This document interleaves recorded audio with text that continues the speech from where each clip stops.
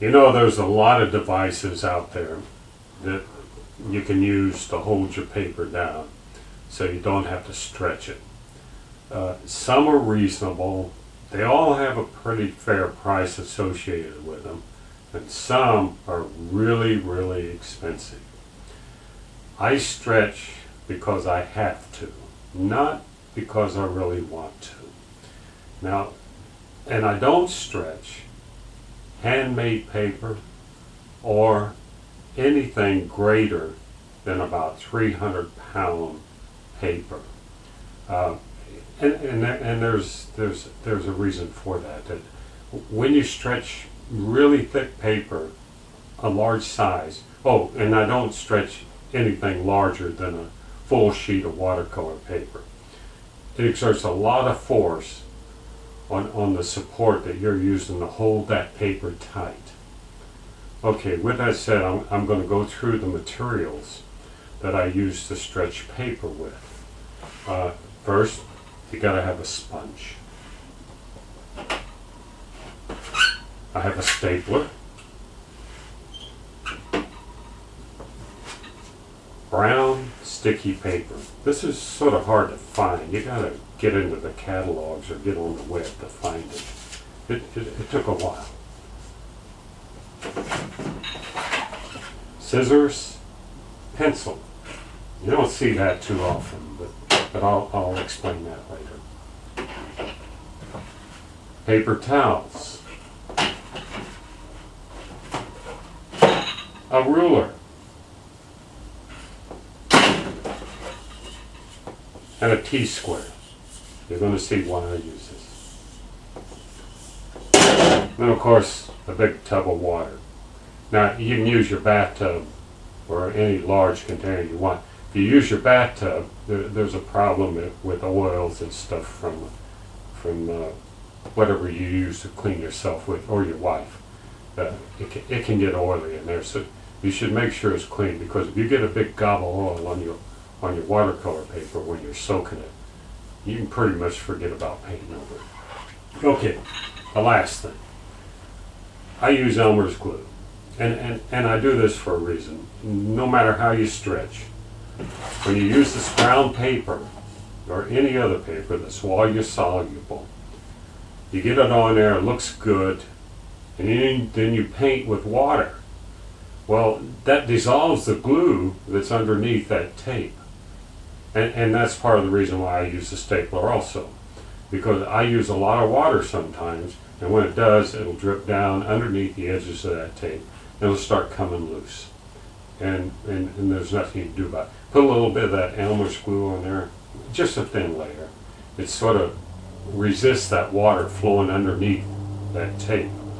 Now, if you leave it wet long enough, of course, the glue is going to dissolve, but I've never experienced that. Okay, one other thing. This is the board that I put my paper on. This is Gator board, all right? And as you can tell, it's pretty well used. What I did before I even started is I put lines on here. These are guidelines. You know, they're about an inch square and stuff. And once my paper is totally wet, I lay it on here more or less either the horizontal or the vertical lines, and just to line it up. Now your paper's going to be a little bit bigger than it usually is. And one other thing about it, this is no board. If I buy a new one, I'm going to gesso it down before I draw the lines on it.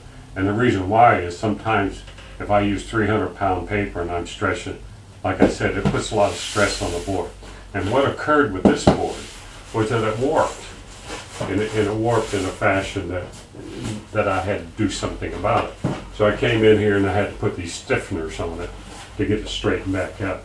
As you can see, this is the old side where I had a lot of lines on it, but it kept pulling it up and making it curve. So I had to go around to the back side and start using it. Okay, so if you get a piece of Gator board, or artboard is another one, you might want to start gessoing it so that the water doesn't permeate it, and the force of it when it's pulling on it it doesn't have the water on it to help make it bend a lot. Okay, with that, we're gonna start doing this. Now when you start stretching, you're gonna have to sort of move quickly, depending on the humidity. Now, I just checked, and the humidity right now is pretty low in this area. And what that means is when you pull that paper out, you put it on this board, it's going to start to dry right now. So if you've got a lot of humidity, you got a little more time. If you've got low humidity, that moisture is going to start evaporating out of that pretty quick. The edges are going to dry pretty quick, and your tape and stuff is not going to work right. Okay, we're going to start now. One last thing before we proceed to the actual demonstration of how to stretch paper. Now, I stretched a piece last night, which is on the next presentation. It came out pretty good. This is the finished product, and the paper's nice and tight, and it's going to stay that way because it's actually stretched, and it's nice and dry now, and I'll be using that. But anytime you're dealing with watercolor paper, there's really a lot of variables. Now, even if I stretch like this, or I use another device to stretch, or I use very thick paper, there's still a probability that you're going to have some wrinkling of your paper. I've taken pictures this size off. Usually not the small ones are not too bad. The bigger ones are more susceptible to this. And when I was taking it down to get it matted, the sun was shining in the back window on the paper, and it caused it, one spot got hotter than the other, and it caused it to start buckling. This occurs even if you use the very best device you can to hold that down. It can occur. Not so much with the really thick paper, 300-pound plus, but with the thinner papers, it usually does. And if you don't stretch and you use thinner papers, there's a high probability you're going to get buckling in it. So don't throw it away. You can do something about it. You get yourself a damp cloth, not wet, a damp cloth. Lay it on a flat surface, flat table. Get yourself a big old piece of wood like this, and you gesso it. I gessoed this. This is pretty hard wood, it's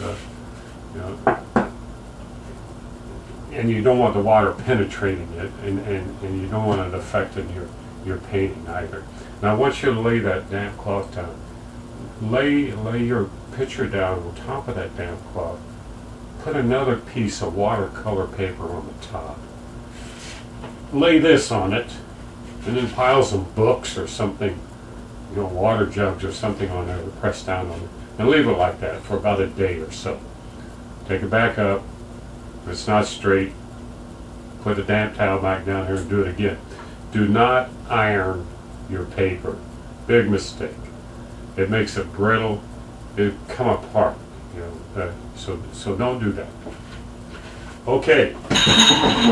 Finally, on to the demonstration on how to stretch paper.